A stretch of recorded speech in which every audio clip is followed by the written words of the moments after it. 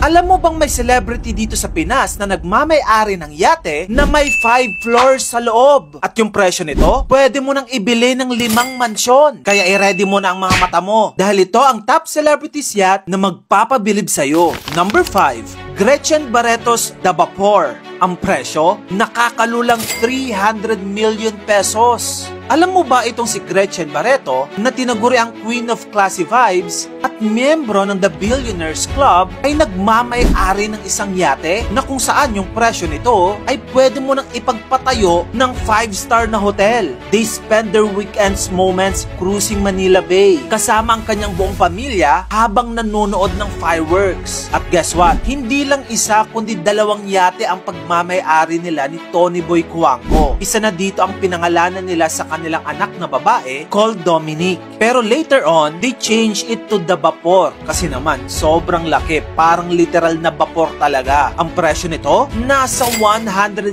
million pesos kada isa. In total, tumataginting na 300 million pesos. Grabe, no? Number 4. Chito Miranda with his 72-foot 3-man yacht worth 10 million pesos. Itong si Chito Miranda, medyo tahimik na siya ngayon. Pero alam mo ba, sandamakmak ang kanyang mga negosyo at investment. Silang dalawa ng kanyang asawa na si Neri Miranda. Dahil dyan, bumili sila ng bagong yate. Baka di mo pa nababalitaan pero birthday gift pa yan noong 47th birthday niya noong 2022. Na-shock pa nga si Chito nang masurprise siya sa Pico de Oro sa Batangas na kung saan nakadaong ang yate na naghihintay para sa kanya. Pinangalanan nila ang kanilang yate na The Margarita. Perfect na pang-aura at pang-fishing trip kasama ang buong pamilya at barkada. Sa loob, full amenities pa ito. Meron itong bedroom, meron itong mini sala, pati banyo ang bongga din.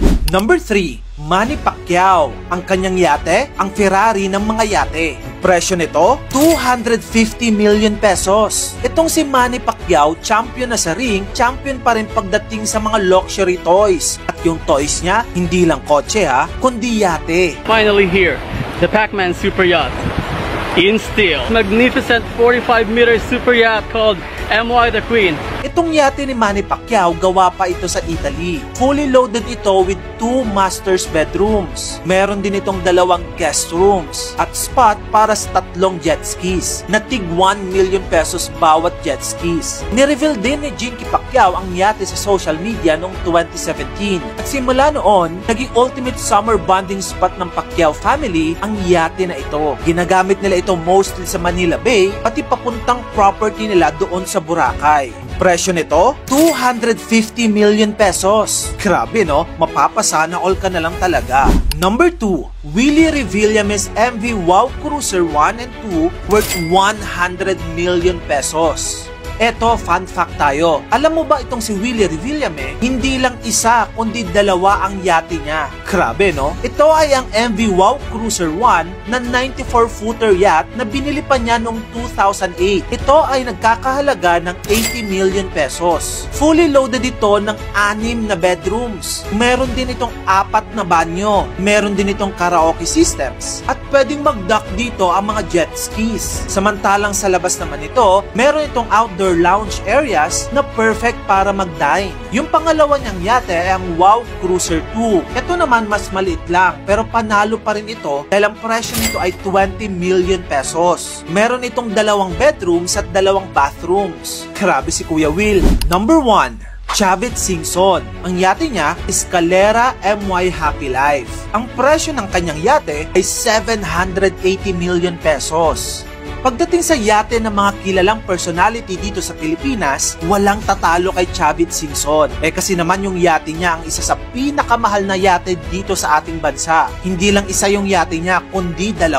Yung una niyang yate ay pinangalanan niyang The Escalera. Ito ay nagkakahalaga ng 180 million pesos. Pero wait, may mas matindi pa. Yung pangalawang yate niya naman ay pinangalanan niyang ang MY Happy Life. Magkano ito? Ito ay nasa tumataginting na, hingang malalim, 600 million pesos. Grabe no, pwede ka na magpatayo dito ng 5 mansyon. Yung mga yate ni Chavit, patatagpuan ito sa Manila Yacht Club at ginamit pa ito noon para sa Miss Universe 2016. Yung isa niyang malaking yate, meron itong 5 floors. Imagine 5 floors. Meron din itong 16 bedrooms at 6 na jacuzzis. Kaya naman kayang-kaya niyang i-cater ang napakaraming kandidata ng Miss Universe noon. Pero maliban kay sa Miss Universe, sino pa kaya ang dinadala dito ni Manong Chavit? Grabe no, ibang level ang mga yate ng mga celebrities na ito. Ikaw, kung meron kang bilyon sa bangko mo, bibili ka rin ba ng yate? Kung yes, anong klaseng yate ito? Tara, pag-usapan natin sa comment section. Yun lang, maraming salamat sa panonood.